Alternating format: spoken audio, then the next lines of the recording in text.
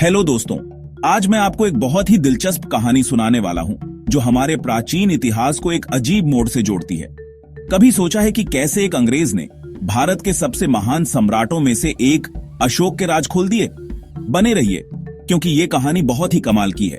तो चलिए तीसरी शताब्दी बीसी में वापस चलते हैं। सम्राट अशोक भारत के सबसे शक्तिशाली और दयालु शासकों में से एक 261 बीसी से 221 बीसी तक राज किया। एक क्रूर विजेता से एक दयालु शासक में अशोक का परिवर्तन बहुत प्रसिद्ध है। इसका कारण विनाशकारी कलिंगा वॉर। जान माल के नुकसान से दुखी होकर अशोक ने अहिंसा अपना ली और अपना शासनकाल शांति और धर्म को समर्पित कर दिया। लेकिन मजेदार बात यह है, अशोक के शांति और मानवता के संदेश जो पत्थरों और स्तंभों पर लिखे गए थे, समय के साथ खो गए थे।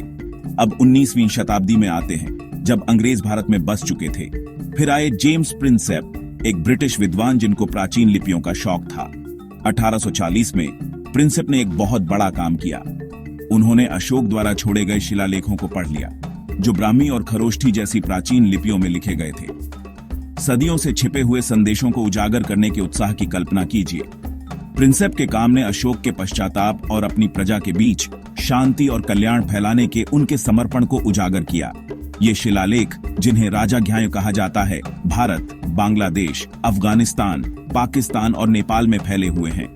अब तक लगभग 33 राजाज्ञाएं खोजी जा चुकी हैं, जिन पर मगधी, ब्राह्मी और खरोष्ठी जैसी विभिन्न प्राचीन भाषाओं में संदेश लिखे हैं। ये भाईचारे और मानवता जैसे सिद्धांतों के प्रति अशोक की प्रतिबद्धता को दर्शाते हैं।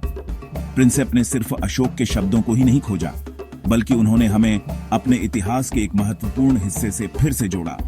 उनके द्वारा इन लिपियों को पढ़े जाने के कारण हमें अशोक के शासनकाल और कलिंग युद्ध के बाद उनके परिवर्तन की गहरी समझ मिली।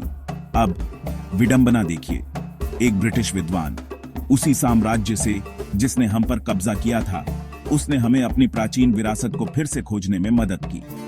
प्रिंसेप का काम हमें याद दिलाता है कि इतिहास कई हाथों से बुनी हुई एक कलाकृति है, कभी कभी अप्रत्याशित रूप से। तो अगली बार जब आप अशोक के किसी स्तंभ या शिलालेख को देखें, तो उन शिलालेखों के सफर के बारे में जरूर सोचें।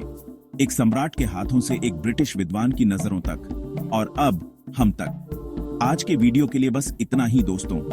अगर आपको ये कहानी उतनी ही दिलचस्प लगी जितनी मुझे, तो लाइक, शेयर और सब्सक्राइब करना न भूलें।